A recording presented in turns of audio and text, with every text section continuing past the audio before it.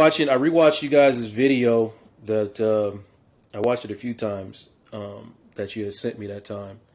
And do you know what I'm talking about, Jeff? Yep, that the thing Yeah, from from Black Love, and I'm probably gonna play it at some point, but I do want to ask first for just where you guys came from because Jeff, you are Caribbean, right? yes, yep.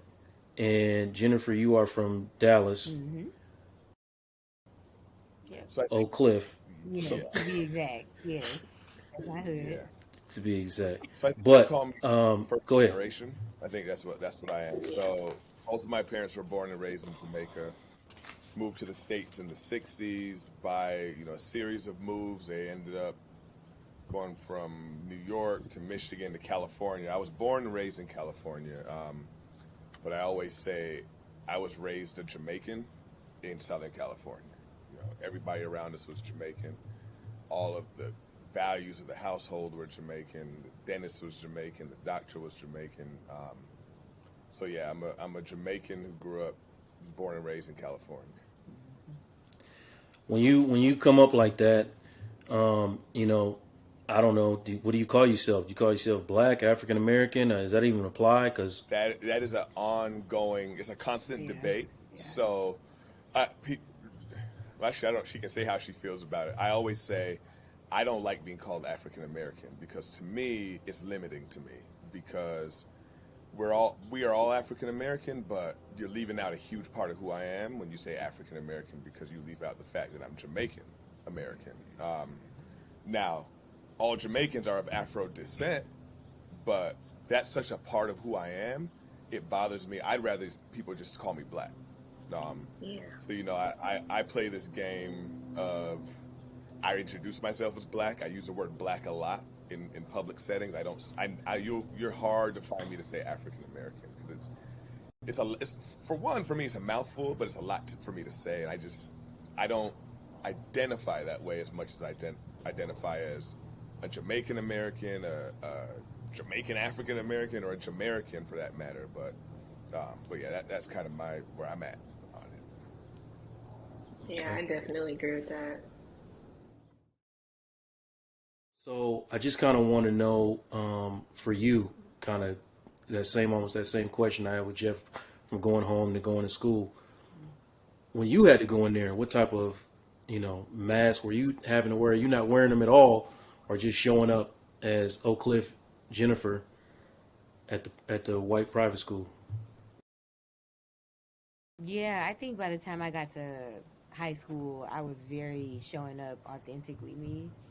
I found where I was comfortable socially, like with the other black girls, and had a few non-black friends as well. But I really insulated myself as much as possible with like the teachers that I identified with, and they weren't all black, but I found my comfort, and then I just wrecked shop kind of everywhere else. Like I just was very much outspoken and pointing out the hypocrisy and the racism,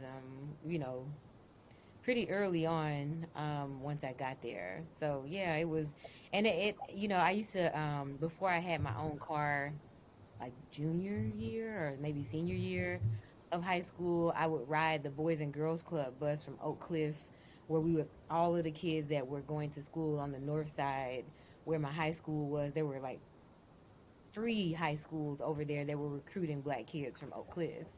So I got to ride on a carpool bus or van every day for 3 years with different black kids that were coming from Oak Cliff going to different schools on the other side of town. And it was a mind if I can really be honest, because we were driving past completely ignored, underfunded, intentionally underfunded neighborhoods and schools and watching like the socioeconomic landscape transform.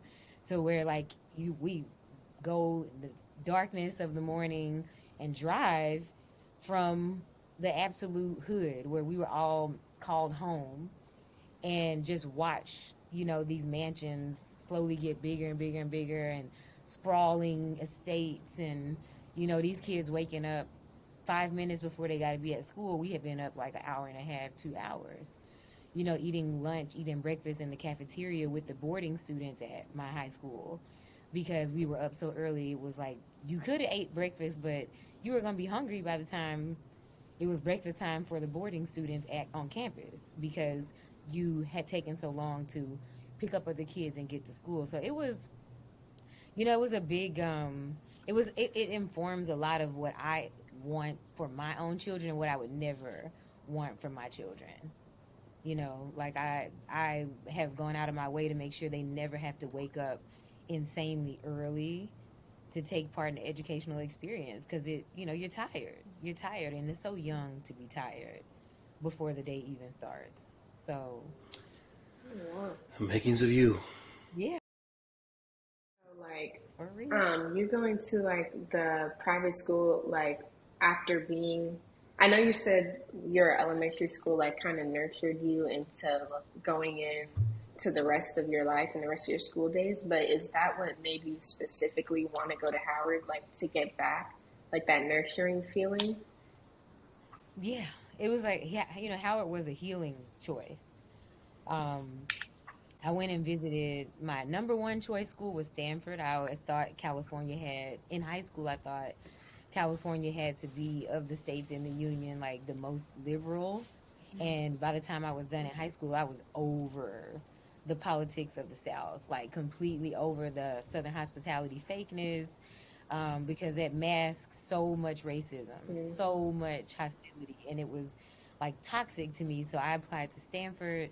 That was my number one choice because, again, I thought I could like really kick down a lot of doors if I went to Stanford. Ivy League.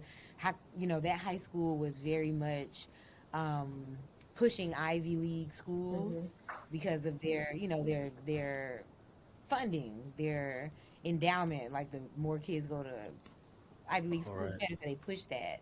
So I thought Stanford would be like the best Ivy League school for me. So I applied there. That was my number one. And then Howard. And I got waitlisted at Stanford and was like, well, and then I got a full ride to Howard and was like, went and visited. And it felt like I remember walking on that campus and thinking, "Oh, this is what the girls at my high school feel like." This is what they must feel like when you are in a space that's cultivated to nurture and love everything that you love and, empower everything about you and other people are just like an add-on, like side afterthought type thing. I was like, this is why everything they show up to is exciting for them. They're like, "Ooh, yay, Yeah. world history class. It's going to be about me." Mm-hmm. Like music history class. This is about me, but that was Howard, and every class was centered around an experience that I could understand. Even the like doctors at the hospital, so black, and like the nurses in the students health center, and I mean everywhere you looked, it was black Mm-hmm. people just like showing up for other black people, and it just like spoke to my spirit in such a way. I was like, oh, this is why they love that school so much. Like I get it. I get it. I can't even be mad at them because I love Howard for the same reasons they loved their high school. Yeah. Yeah. So, Yeah, we so survived. Jeff, let me ask you, man, how does a Jamaican guy from California get to Chocolate City? Oh man, it was so this was the part of me that was American. I grew up on the Cosby Show. I think we're allowed to say that still. I grew up on Yeah, man. a Yeah, we grew up on it. different world. Yeah. So I was in love with a different world, and my mom and I one night were watching back when they used to do UNCF Evening of the Stars with Lou Rawls. Mm-hmm. I used to love watching Mm-hmm. it every year. I looked forward to watching it, and they were flashing the names of the universities, and I saw Howard, and I was like, I didn't know Howard was a black school. My mom was like, yeah, that's the show on the that you like to watch. That's the school from a different world. That's like she truly thought it was Howard. So like Yeah. Howard. I was like, where is it? She's like, Washington D.C. You know, your cousin went there, and like this other cousin went there. I was like, really? So that at that moment, I was probably in eighth or ninth grade, probably eighth grade. I started researching it, and as I got to ninth grade, my cousin was graduating. He had just graduated high school and went to Princeton, and I was like, he was the first person who left home and went to school. And I was like, wait, we can leave and go. Like, we don't all have to go to the Cal State that my dad teaches at. We can actually leave. So at that point, it was just born in me like, oh, I'm leaving for school. And I'm going to Hillman because I want to be with all these black people. But to me, Hillman was Howard. And at that point, I started researching it. And the more I read about it, the more I learned about, like, legacy and everyone who had gone. Okay, I'm sorry. So go It's ahead. all good. I mean, it's real. That's where it was. I started reading about, the legacy and everyone who had gone, and then finding out that, like, family members who I respected some were alums, some were currently still there. I was like, oh no, there's no chance of it. I'm going. But I had to fight to get there. So my dad was at the time when I was a junior, senior in high school. My dad was the chairman of the accounting department at Cal State San Bernardino, which is right up the street from where I grew up. So his whole thing was, look, your two older siblings went here. They went for free. They don't have any debt. They got a great education. You want to do business. I'm the chair of the department. Like, this is where you're going. And I was like, no, I'm not. I'm going to Howard. I'm sorry, but I'm going to Howard. And he tried everything in the book until I got to the point where I was like, look, Dad, if you don't let me go to Howard, I'm going to community college. And right around that time, my brother was going through some different things that my parents didn't want me to get wrapped up with. And he was like, you know what? All right, I'm going to pay for the first year. I'm going to take out the loans. You can go. I didn't get any scholarships. He said, if you can go this first year, I can pay for it, but you have to get scholarships if you want to stay. So, and the rest was history. I mean, I put my head down that first year and came home with a 4.0 and never paid tuition again. But it was definitely, there was a lot of people in my parents' ear saying, don't let him go to Howard. So I grew up not only Jamaican, but Seventh-day Adventist, which is a very, very strict conservative religion. Christian, but very, very conservative, very strict. Well, there's an HBCU in Alabama called Oakwood. It's affiliated, it's run by the church. So all the people we would go to church with were like, don't let him go to Howard. It's a horrible school. Send him to Oakwood if he's going to go away. And I'm like, I'm not going to Oakwood. I don't identify with, I'm not doing that. I knew the people from my church who went. It's like, I don't want to be like them. I'm not going. I just stayed on Howard and it worked out. Lo and behold, I show up to Howard and I didn't know I'd run into so many Jamaicans and Trinidadians and Africans. I had no clue what it would actually be like once I got there. Right.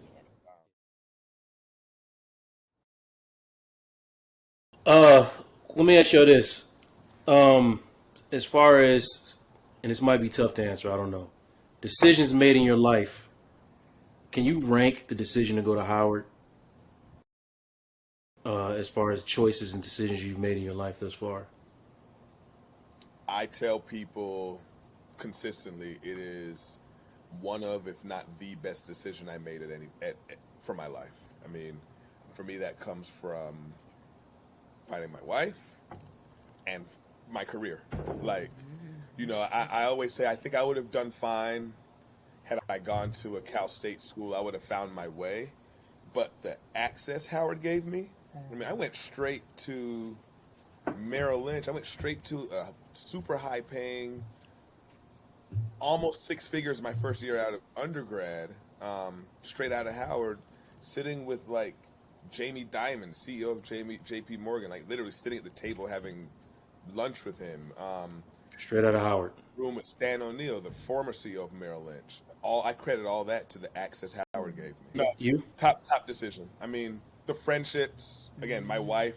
I always say I wouldn't have the family I have had it not been for Howard. I wouldn't be the man I am today had it not been for that affirmation of my identity that I was able to get. That's important. That's important. I'll stick a pin in that too. Jennifer, what do you agree or got other choices you made? Okay. Yeah, absolutely agree. Like, I discovered my love for research at Howard. Started doing research on Howard's campus. Got access to internships through the programs that came through Howard's campus and the College of Arts and Sciences. So for me, it again same. I discovered what ended up being my pathway to where I am today because of Howard in every way, you know, romantically, educationally, everything. So it was absolutely an easy, brilliant decision. I'm so proud that I did that. Yeah. Um, Thinking about Howard, how long were each of you on campus before you discovered each other?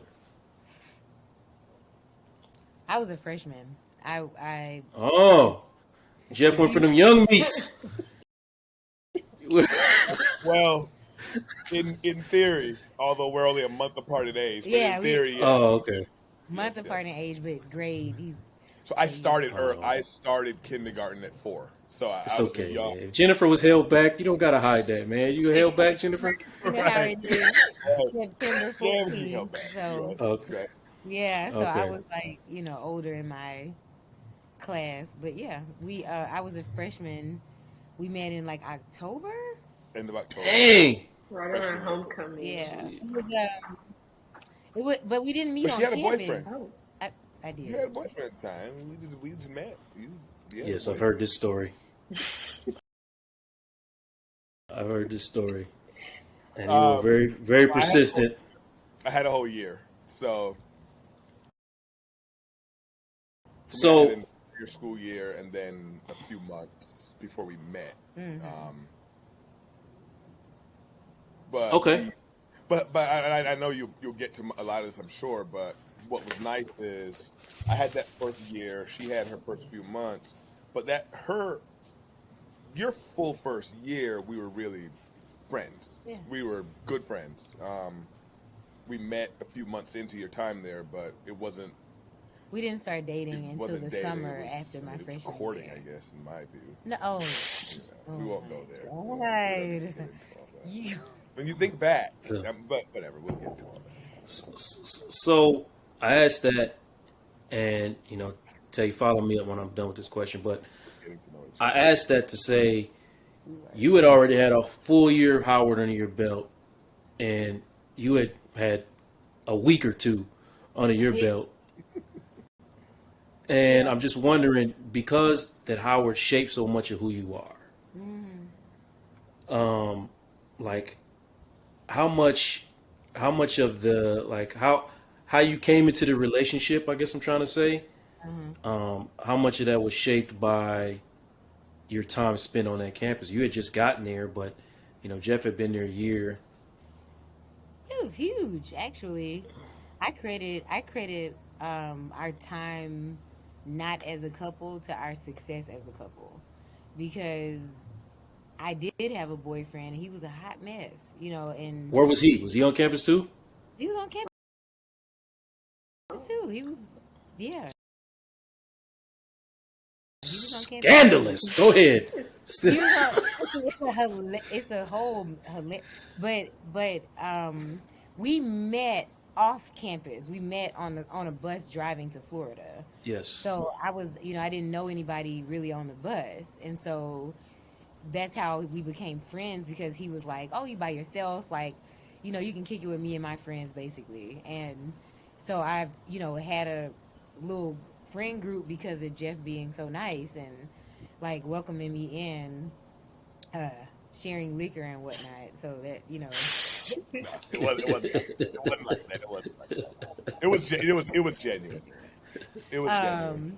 And then when after the trip, he was such a fun friend. Like he reminded me of my friends from high school and all that stuff. That that we stayed in touch. We were back on campus. It was like a long weekend trip to Florida, and a lot of things happened that weekend. And so we would just see each other on campus and be like cracking up, kicking There's it. a lot of jokes from the trip. Yeah, But it's like You we would say he's just a friend. You well, that's say he's just a exactly friend. That's for right, that's who? exactly that's right. Yeah. exactly what my boyfriend said. He at towards the end of my freshman year, we broke up. He actually broke up with me. Only guy that ever broke up with me, which was hilarious because he said, you talk about this guy Jeff so much. Jeff opens doors. Jeff is a gentleman. Jeff does this. Jeff does that. Maybe you should date that dude Jeff. And I was like, I don't I don't ever talk about him. He's like, you talk about him all the time. I was like, that's very weird. I didn't know. And yeah, then we started dating the summer after. I mean, it wasn't that cut Not that two. concrete. Not It that. wasn't that Yeah. step Lined one, up. step two. It was a little bit in between actually, but a lot in between. But we did start dating after that. Tay. The reason I say that time apart made our time together so successful is because when we did decide we were gonna stop just being like really close friends and like actually take it to a romantic place, we kind of were like, if we're gonna risk this really amazing friendship that we have, we got to do it right. Like, we don't want to like throw away like a seriously quality friendship and mess it up. So we had this long conversation about how we would communicate with one another. I'm talking 19 years old, and because of like past relationships, my past relationship, it was like, here's what we're not going to do. Here's what we are going to do. Like, we came to agreements about what our relationship would mean, how we would disagree. Like, things that 19-year-olds don't really think about that were like, deal breakers in the past. We talked about it and we had agreements of what would be our limit, like what we're not going to tolerate. And we always stayed true to that. And it was like a foundation of how we communicated. Arguments only went but so far, you know, disrespect or like whatever was like not there, it was a level of maturity and like responsibility about what we kind of were like, we're building something together. And if we're going to build it, we got to build it right. And so we set a really solid foundation. Yeah. Tay. So like when y'all because at Howard now, I think the ratio is like either 4-1 or 5-1. So like, That's about the same. like norm, All I know is it always. yeah, because it was always bad. Like, I would say like, since y'all have like a really good friendship, I think me personally, like my friendship is really with like my girlfriends because I lived in Quad. So like being in Quad, like that just was like, those are my friends. Like I still talk to them literally every day. They just texted me like 2 seconds ago. Like those are like my concrete friends. And like, I don't think it's not that like we don't have a lot of like guy friends, but I know that there's still a lot of like, oh, like some people would be like, oh, I just want to be his friend and stuff like that. So like, if y'all have like, do you think that maybe your boyfriend was seeing like the ratio, like seeing how like different people acted, so like he knew how to reflect on that? You think it was like something like that? Or because I know people do have guy friends on campus, like obviously, but like sometimes that's what makes it lead to more. Definitely, like they can see it. So was that like pretty obvious? Like maybe not to you, but like, do you think after when you look back, you were like, oh yeah, like that was probably what happened? He was trying to get into Like the other. I don't think so, because after we started dating this summer, he came back, wrote me this long letter, apologized, tried to start dating again, and I was like, actually, I took your advice and yeah, Ain't that dude Jeff? dated that dude Jeff, and he was like, that's the meanest thing anybody's ever said. And I was like, you had brilliant insight. Like, he's wonderful. He's absolutely great. So thanks. So I don't think so, because he tried to circle back. I think I don't know. I think it was more, maybe our ratio wasn't as like off as y'all's, because I want to say it was like 3-1. I think it was. I mean, it was similar, but I think you're hitting a valid point, though, Taylor. Like a lot of my friends, their mindset was, and some of them it still is. Like grown men still have this mindset of, why settle down with one girl when I can have all? That's of these? definitely like, it, many. for sure. And that was definitely the mindset. A lot of friends would tell me towards senior year, like, "Oh, Jeff, you're smart. You didn't do like us, and now we're seniors trying to figure this out. Hmm.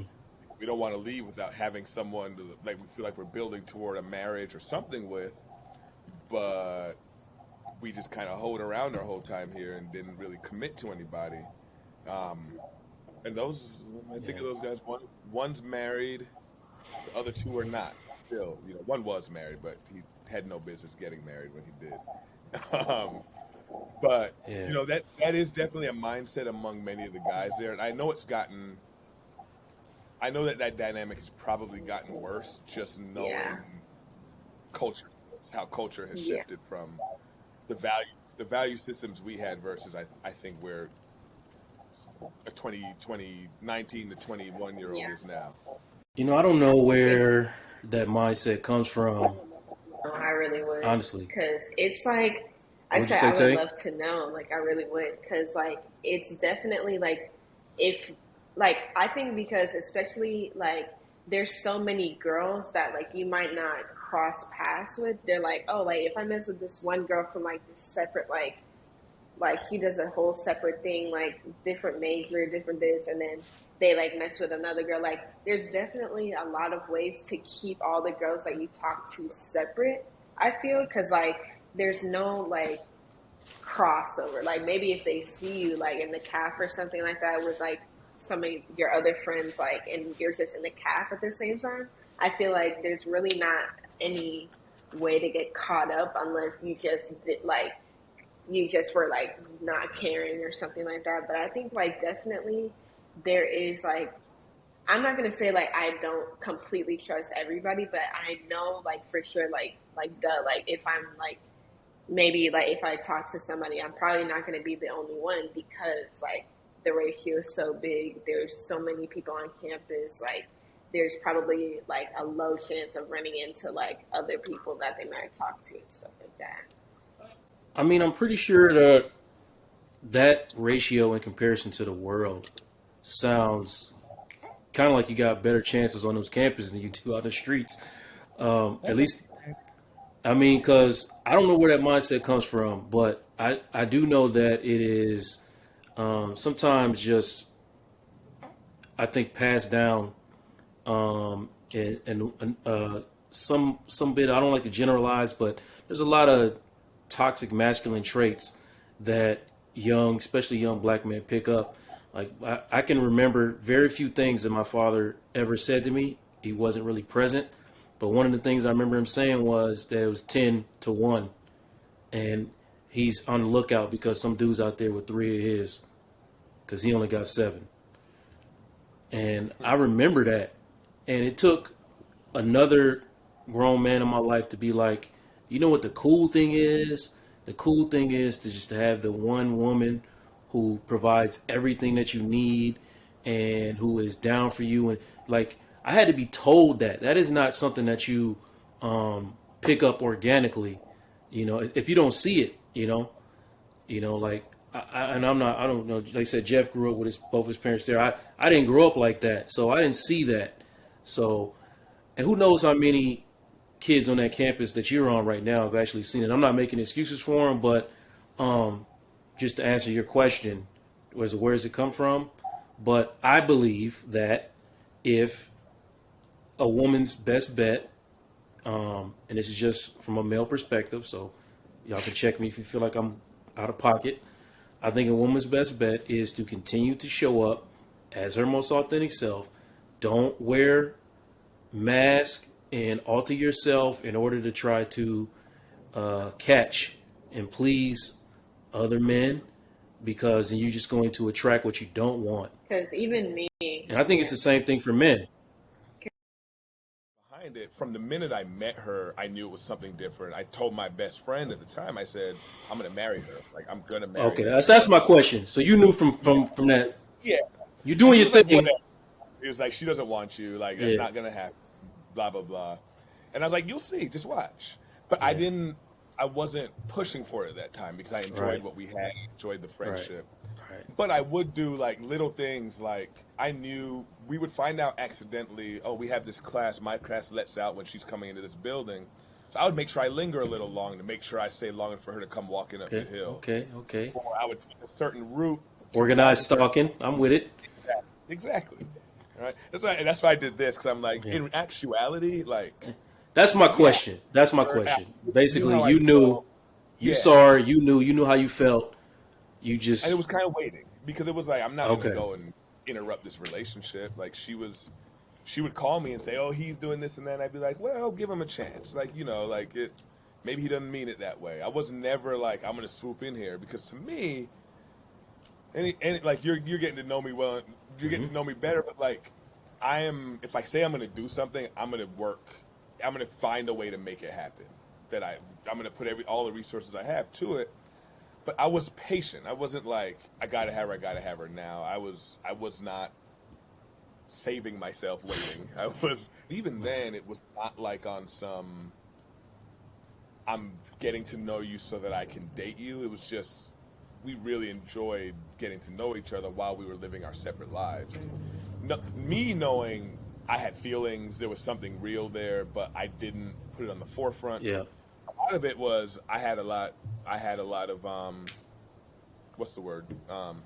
Social anxiety about it, like fear of rejection. So like, I didn't even want to come out and say how I felt, because I didn't want her to reject me. So I was like, I'd rather just be friends for right now and just let it keep How building. important was that, Jennifer? Let me ask you, Jennifer. How important was that foundation? That year of just being friends. How important has that been to when you look back on it, the foundation of what y'all have built today? Everything, because like it's I I don't struggle anymore, I should say, to know who to put first in like in my priorities. Like as far as I come first, and then Jeff, and then the kids, because I know where my relief and joy comes from, and it's that order, right? It's because we always laughed a whole lot when we were together. We always had such an alignment of like things that we liked and thought were important, goals that we had in life, where we saw ourselves, what we thought we would accomplish individually, um, just our visions for our life individually as adults. Um, it was aligned through the friendship. Like I knew what he was about, because he wasn't dating me. He was like trying to. We were just talking about stuff he was trying to do. Giving each other advice, and he had no reason to like make stuff up. Like like a boyfriend might try to play something up, or a dude you on a date with might try to play up something like it wasn't. But we didn't have to put on airs, so we really got to know each other. I would say that's something that's carried till today, Yeah. because like, I never, like, I would say from day one I showed up as my authentic self, because it wasn't like, I wasn't trying to get something. Except for your You Indian know. food thing, you lied. No, I didn't. That was real. I was trying to think out. I was trying to be out, open. I hear front Right? for curry. I hear front for a little piece of curry. Yes, you Oh, were. It was like she wanted to go eat Indian food. I didn't eat yeah. Indian food. I didn't know anything about Indian food. I was like, yeah, I'll go eat Indian food. After What gas like what? I was just I was in my mind, I'm like, okay, I've tried a few things. I don't really feel Indian food like But that. it was the way. So eventually, she asked, like I'm like, later in our oh, you relationship, love and I it. was like, I don't really like Indian food And I like was that. like, yeah. She said, "What do you mean? Like we bonded over Indian food?" But But let me but no, but let me jump in real quick because yep. I just want to say that because you hit on something when you said you showed up as your authentic. That was one of my next questions. Is first I wanted to know how authentic you both came into the relationship for one, and then tell me how much did that environment that y'all love was birthed in have to do with that, or is that just who y'all are anyway? I kind of think It's it's who both. we were Yeah. anyway. Because Howard, you can be anybody, right? You leave home, you can recreate. So many people go to Howard and they become like nothing that they were back home. They Hmm. put on a whole persona, but I think we were whoever we wanted to be Hmm. consistent. So we didn't like flip flop to fit whatever we thought the other person needed. Because we already knew we fit together and complemented each other well from the Interesting. friendship side. Yeah. Makes sense. Every- Tay been acting up every- since she got out there, so I know what you mean. it's Cause, similar. Um, for me, it was never so like I was finding myself at Howard, but there were okay, some consistent core parts of me that now when I look back, I realize how consistent they've been in my life. But like even where we met bonding over activism. Like we were on a bus trip to Florida to canvass voters in Florida. This was right after Bush Gore. So that's where we met. I went to an NAACP meeting on campus.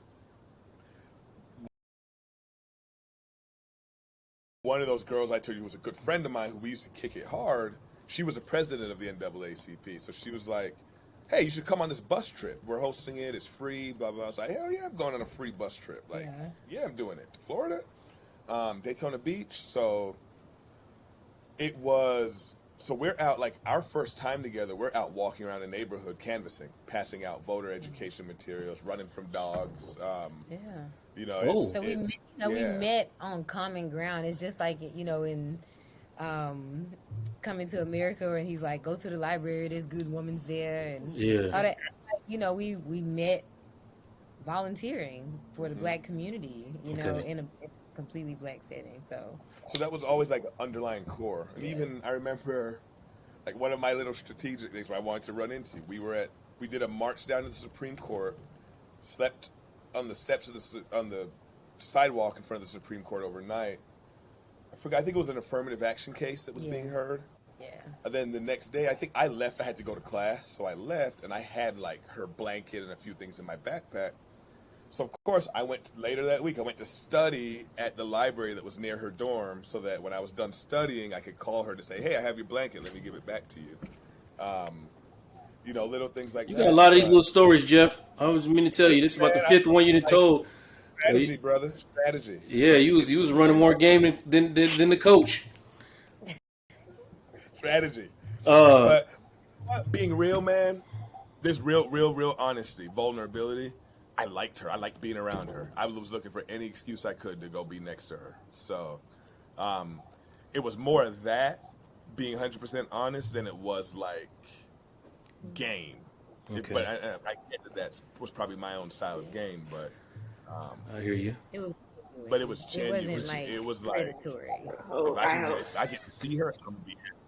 And my boy would always call me out. He'd always be Yeah. like, "You know you're going to the health sciences library Yeah. because you know it's near the annex. Like, go study in the library closer to you." I'm like, "No, I'm going to that library. It's the nice one." So. Yeah. Take, you I got was something just to gonna say? say, like, how did y'all balance like because I know y'all were friends first, so how did y'all balance you being your friendship side of your like relationship, your actual relationship, and then school? Because I know like Howard, like once it starts getting into it, it gets hard, like gets hardcore for real. I don't know how balanced we were because I had like a really close group of friends my freshman year and still are very close to them.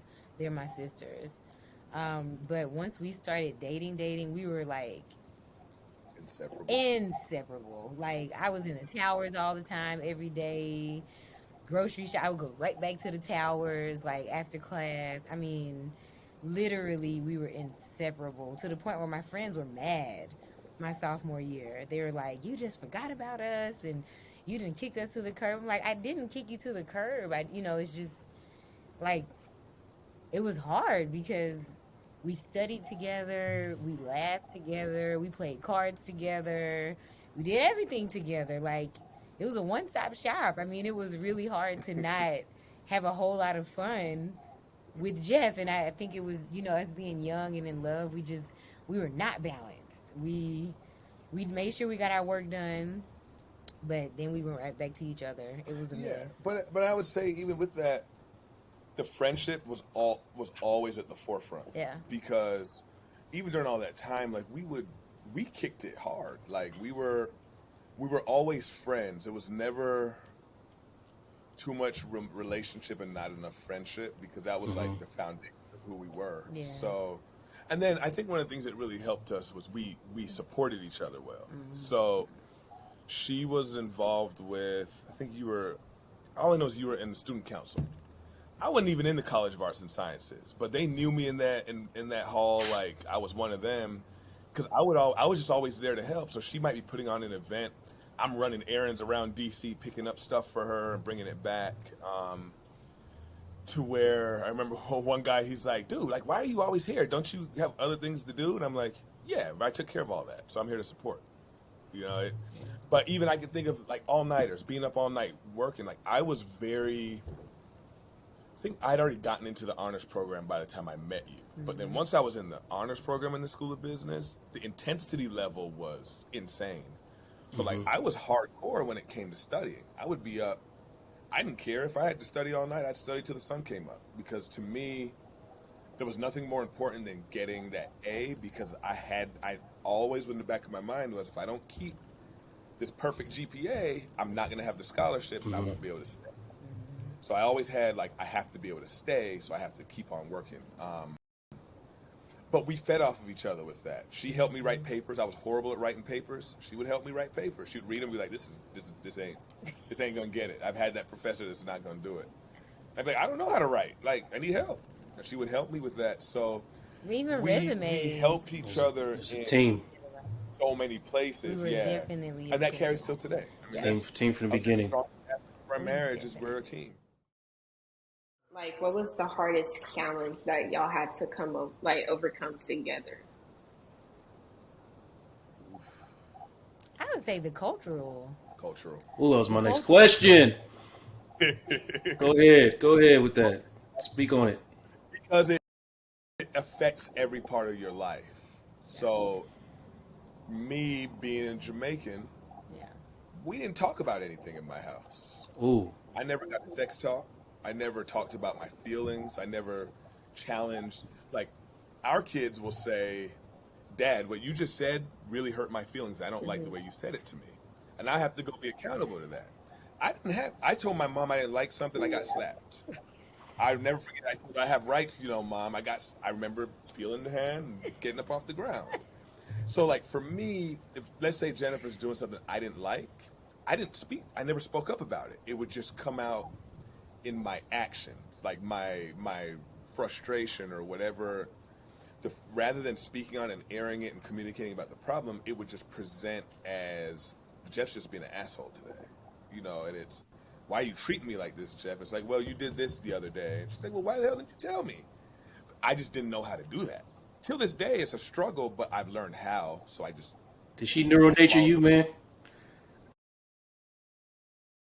She taught me how to talk. Yeah. I Wow. definitely see that parallel. I knew it was a Well, reason. for us, it was like the cultural difference of marriage.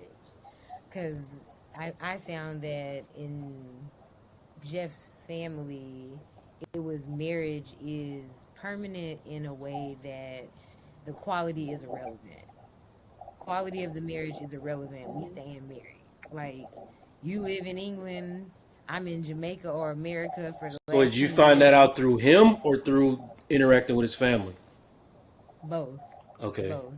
So it was through the way that he kind of, well, that was much later, right? When I started knowing his family, but like even from the beginning, the inability to like feel comfortable with his feelings and expressing them openly or like preferences, it bothered me. And I think he thought I wanted that. And I was like, that's not what I want. Like, I don't want you to go along with what I'm saying. I don't want you to not tell me, things that are important to you just to like go along with me. That's not interesting to me. So that was a cultural rift that we had to repair. That came from, again, you got a choice. Do what I say to do, So Yeah. it became similar to what Taylor was saying, almost like a fear of, shit, I'm gonna just go with what you say because I don't want to deal with the other side of it, because that's what it is. No, I'm telling you, Jamaicans, we don't. I talked to my cousin a lot about it, and even my siblings, and like we are taught to not communicate. And like now, I couldn't be different now. Couldn't be more different now as a parent and as a husband even. But there was a time when it wasn't only that I was I'm gonna say victim to all these things. I believed in it, like similar to my ancient old views on homosexuality. I was Yeah. like programmed, where you would say something and I would just repeat like, man, this and that, and I'm like, one time Jennifer was like, why are you doing that? Like, what do you actually feel? And it took me hearing that and being like, you know what? Yeah, like people are people. Why am I Right. just following this because it's the Caribbean way to be? Yeah. It's to be homophobic. And there was a shift for me at that moment when she said it, because it was like, oh yeah, I don't have to be this robot person who's having this identity that's not necessarily mine. Yeah, I'm saying I identify so much being a Jamaican, I gotta be Jamaican through and through and through. Well, there's a lot of, now you want to talk about toxic masculinity, just go talk to a Jamaican man who's still living the life. Talk to one of my uncles. You know, like seriously. It makes me. I see a lot of Yeah. couples, and the number one thing that I see when I'm dealing with couples or the number one conflict I know. is forgiveness and conflict resolution. So I want to know from y'all, how do you resolve conflict in your marriage? I think we learned a long time ago to compromise in a direction that doesn't deeply inconvenience ourselves. And maybe inconvenience is the wrong word, but doesn't like undermine our needs, but still moves us in the direction of like joy. So we learned a long time ago to communicate in a way that, at our best, we communicate in a way that is not like hyper emotional, but more like Problem solving problem almost. solving. Yeah, like focus on like what really happened, like what's actually the like issue at hand, and try to see past the emotions. Because you can get, a person can be angry about something, but the issue is not like the anger. It's what you said, Okay. or it's Your attitude about the issue. yeah. So Well, I would say we've gotten good today, where we are today. We're very good at hearing each other and seeing each other's perspective. There was a flip at some point. It was after we got married. We were having an argument about something, I don't remember the specifics. All I know is there was this realization. I think I said it. I said, we shouldn't be arguing to win. We've got to be arguing to solve each other's issues, rather than I'm just trying to win this argument. So I'm saying everything I can to make you wrong and me right. There was a point where we realized that doesn't work. We have to argue.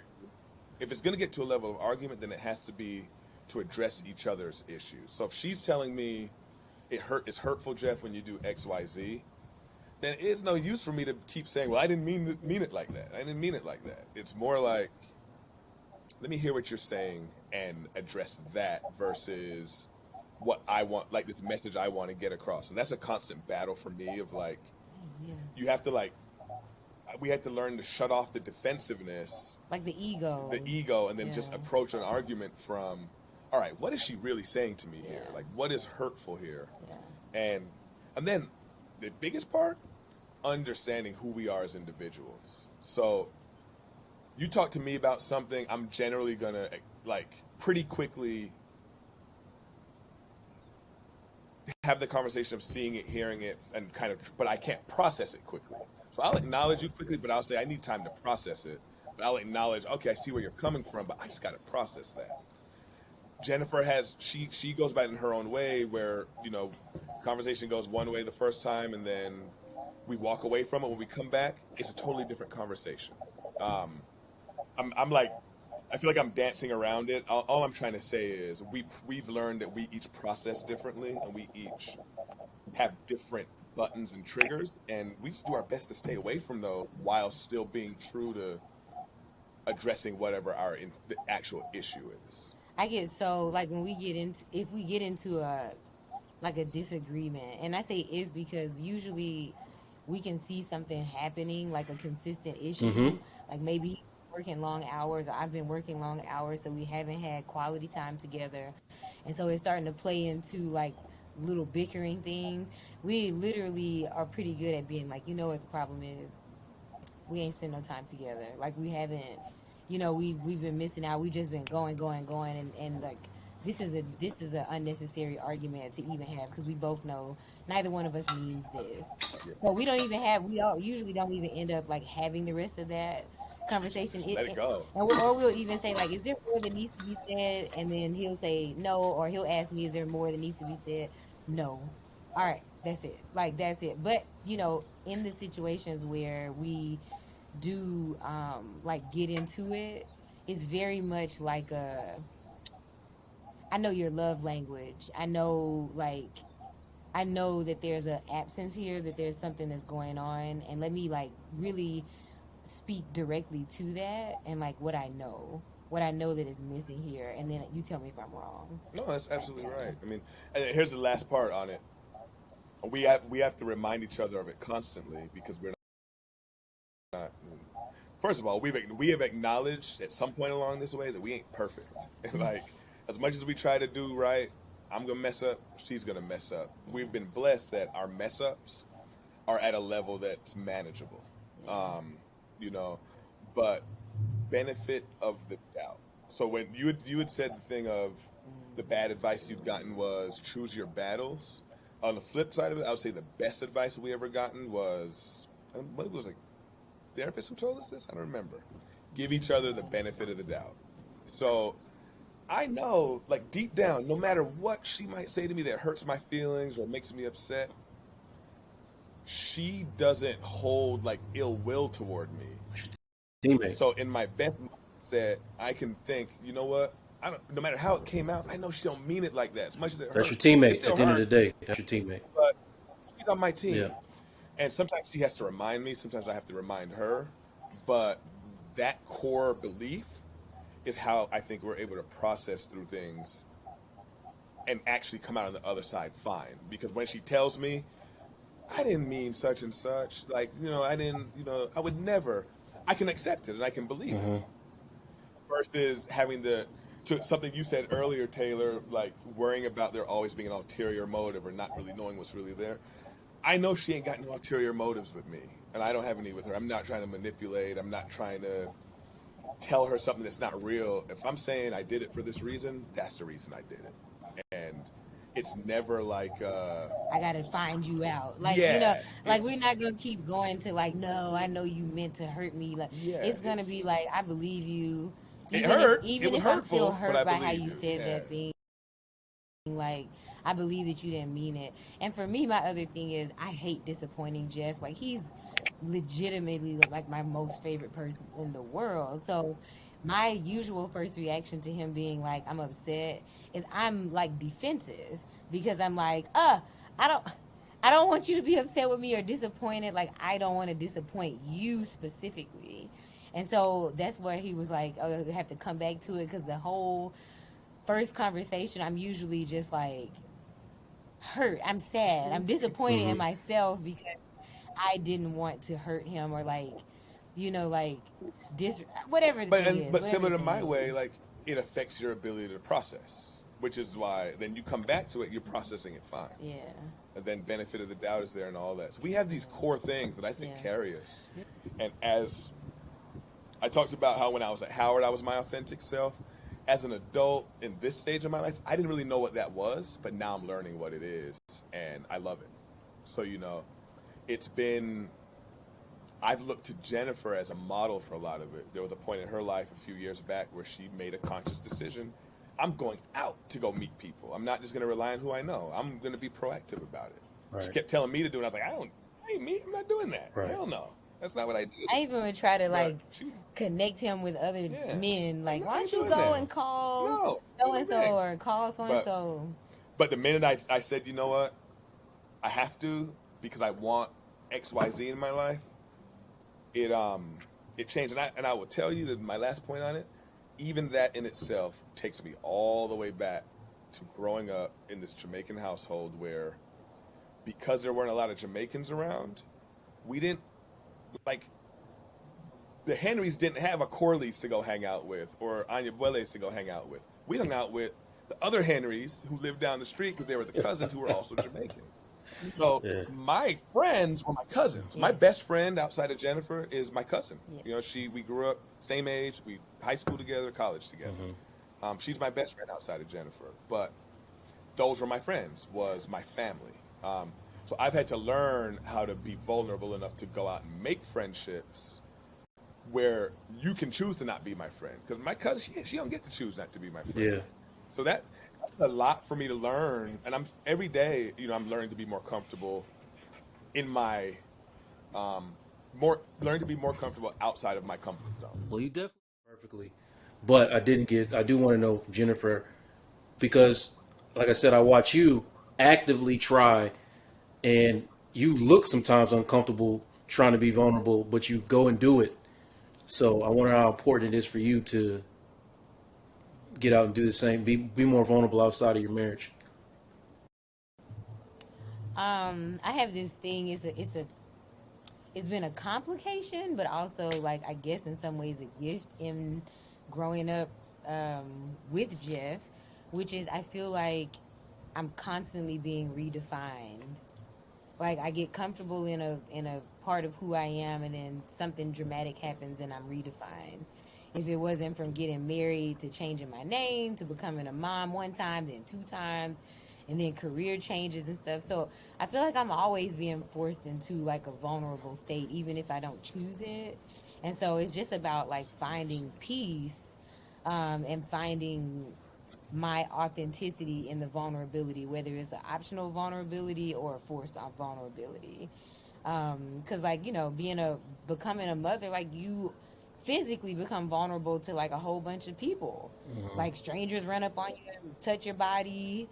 Doctors got their hands all over the place. You're not supposed to care, you know, because you're a vessel. So there's all of these, you know, times in a woman's life where I think you are choosing to be vulnerable. You just are, whether it's how you dress and people perceive and define you based on how much cleavage you're showing or leg, you know, like, vulnerability is a part of womanhood. Right.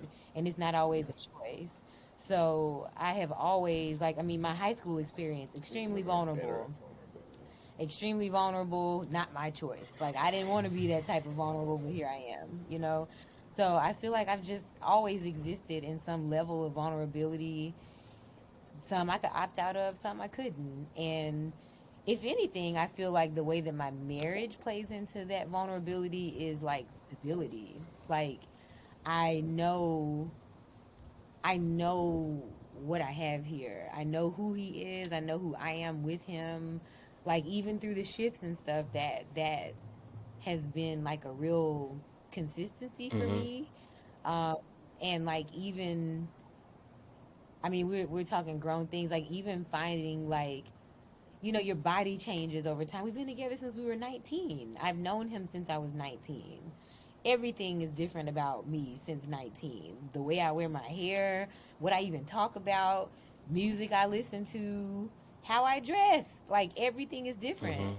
But we have managed to like grow together individually. Right. Like, we're just like constantly doing this with some overlapping here and there, but like always together. So I feel like the way that the marriage plays into that in this relationship is like, this is a safe space for me in the right way, because it doesn't hold me back. It's not like a confining space. It's a safe space for me to be free and exploring all those different ways that I've been forced or choose to be vulnerable. Taylor, anything else? It's kind of like completely opposite, but since it's going to be my first homecoming this year, I was just going to ask y'all how it would go. Because last year we had homecoming, but it was like hybrid. Like, it wasn't really the full experience. There's no parade. There's no nothing. I can I will give you advice as a first homecoming because I didn't do my first one right. Get out there and do it all. Oh Like yeah. I chose to do this thing where there was I don't know, I was such in this hustle mind state. There was this opportunity to stay up all night on the Friday night of homecoming, helping the balloon crew put up all the balloons around where the parade was going to be and all this stuff. You got paid for it, so I was like, oh, I'm gonna do it. I didn't go out. I didn't go hang out and party. I didn't go. I went to the game, but I didn't go to the. Back then, we didn't have the tailgate, but I just didn't fully absorb it. I went to a lot of the events. My advice: do as much as you can do.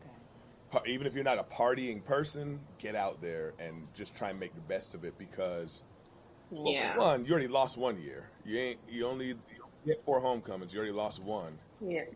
I say you only get 4. To me, homecoming was better as an alum than it was as a Have student. one For or me, 2 left. I had different social. Yeah, it was an AKA. Yeah, It was that's- litty. You were different because you're in a Greek organization. I was Even an individual. flying on my own. But yeah, no, I mean, But girls live it versus up. boys. Get all your schoolwork done. A lot of the professors back in the day would be like, I'm not competing with all that noise, so you guys can get out. Like, you can go. Others would hold you in class during DMX performing outside, you know, No. And I would tell you, like, go all the way off. Like, dress the fool. Like, dress down. You know what I mean? Like, do the very most. Like, that's Yeah. always been my Live it homecoming up. thing. Like, I would just do the absolute most. Um, because it's like, it's black excellence on parade. Literally and figuratively. Like, it's black excellence on parade. And so I would just get into everything I could, you know, safely. And don't But take get going to into the Oh games for yeah, I granted. went to the game Go to It's the good games. time. Go to the game. I'm a sports person, so Okay. I definitely have Yeah, to. the party. So yeah. Oh, okay. Nah, the parties, the dressing up. I mean, I love it. Like, I'm all about the pageantry. So And you were very good about anytime there was an opportunity for like old heads would be around, you absorbed so much from older people who came back. I didn't necessarily do as much of, but a lot of times I remember Dick Gregory was there one year during homecoming. I saw him walk in the door. I think I just read his book. I was like, "Hey, baby," and he said it right back to me, like something like that. But they'll go and like do these lectures that yes. people they kind of fly under the radar. You don't know that they're happening, so absorb all of that. But And that's not Yeah. just homecoming. that's not. That's But just that's year Howard. round. But during homecoming, live it like try and immerse yourself in it because a lot of the people I hear I meet people here and there. Did it drop us? We can. That's my mom. Oh, My bad. oh, That it was my call. mom. I thought this thing dropped. I meet Calling. people here and there who say, I think my Howard experience was so-so. And they did. And when we dig into it on why, it's a lot of them it's because they went to class, And did that- their job, and that was it. And they didn't really get out there and get into the social stuff. The campus organizations crucial. I mean, not even just Greek, like just Anything. sampling out. I mean, my freshman year, I would say I met these 2 women my freshman year in line to get fried chicken. And it was me and my best friend, and these women were bad. You understand what I'm saying? These women were bad. Like, body 10, outfit 10, hair 10. I mean, name brand head to toe, hair, everything. And they were probably in my guess now would be in their mid to late 20s. But just, like, me and my best friend were behind them talking about them, saying, "Dang, look at her bag, her shoes, her hair." Like, and not on some, like, peacock stuff. They were just there. It's just how they carried themselves. And they turned around. And Yeah. some people do Some people peacock. will be like, You be just, like or you peacocks. can just, you know, but they were not peacock, and they were just them. And they turned around to me and my best friend. They were like, "Are y'all freshmen?" And of course, we were like excited that they were talking to us, like, "Oh yes, you know, we are." And they were like, "We have advice for you. I know you didn't ask it for us, but we graduated from here a few years ago, and our advice to you is find your husband here. Like, you didn't ask me. I don't know anything about you, but I'm telling you, find your husband here because I'm a doctor. She's a doctor. You know, we out here in these streets dating is so complicated. I'm not saying it's impossible, but like volume of black men that you have here to befriend and to get to know and to date is never going to be the same density. Like, do not squander this. Don't leave here without your man. It didn't change like how I thought I was going to date. Like, I ran from Jeff and how I felt about him. It wasn't like some like we're together forever and I'm excited. Like, I felt like I was too young and like I didn't, Even during when we were serious in our Yeah. early part of our relationship. yeah, you I didn't were- want to tell people. I was like, I don't know, because I knew it was I knew that I wasn't going to break up with him. I knew that this was not a breakup situation. So I wasn't really necessarily like geeked up, even though those women told me, like, don't leave here without your husband. But I took that seriously, like, lightly seriously. Somebody taking the time to say that to me meant something to me. Some older black women who I see had their ish together, I would have never known that. Like, leaving Howard looking like they look, look like models. They were like 5'10", tall, gorgeous, legs for days. Just, I would have never thought like You that ever they see would them have again? a struggle.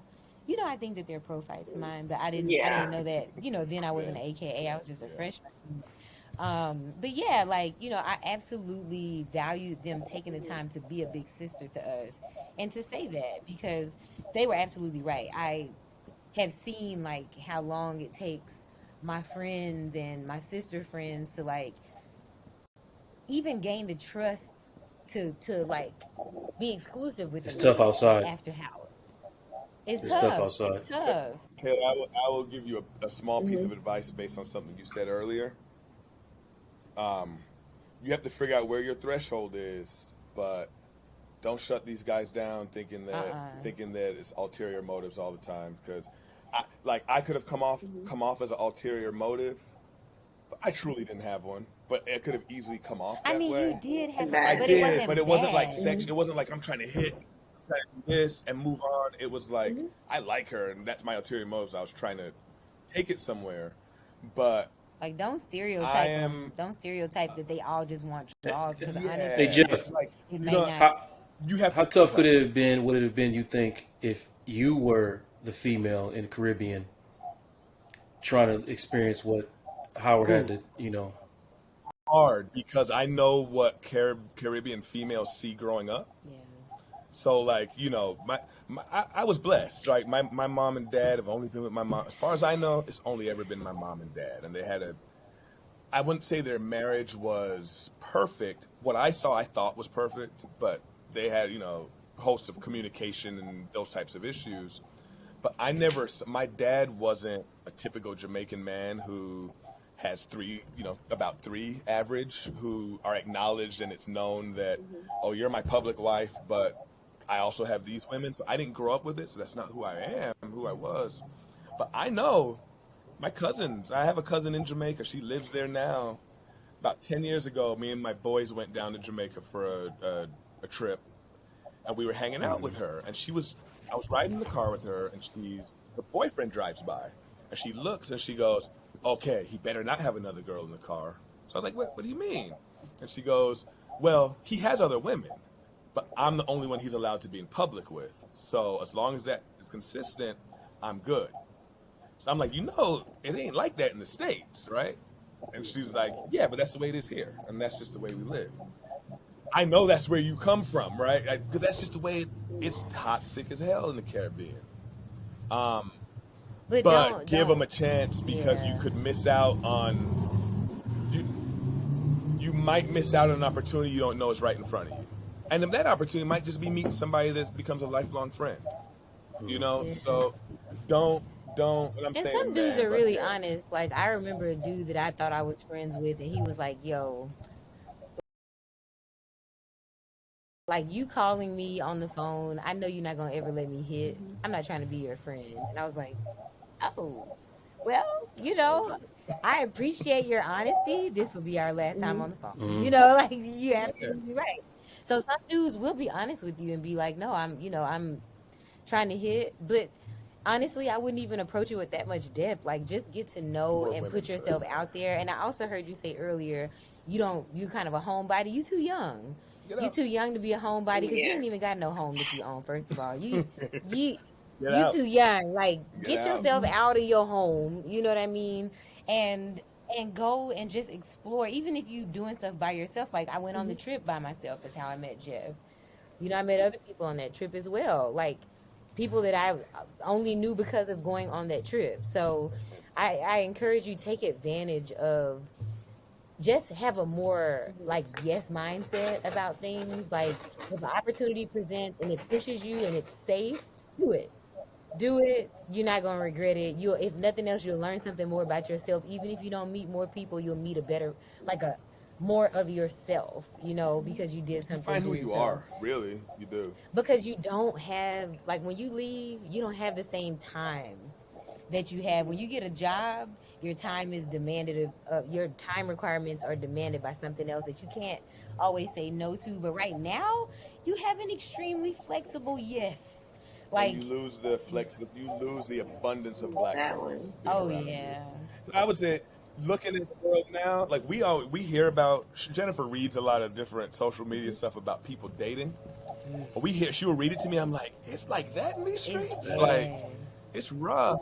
And I'm not saying I don't want to scare you, but I'm saying you're still there. You're only a sophomore with junior credits. You have a lot of time. Yeah, Just be get face to open. Be face. open. Be open. Is all I would say. It's nothing. You can't Yeah, be like open. virtual dating and stuff. You get to.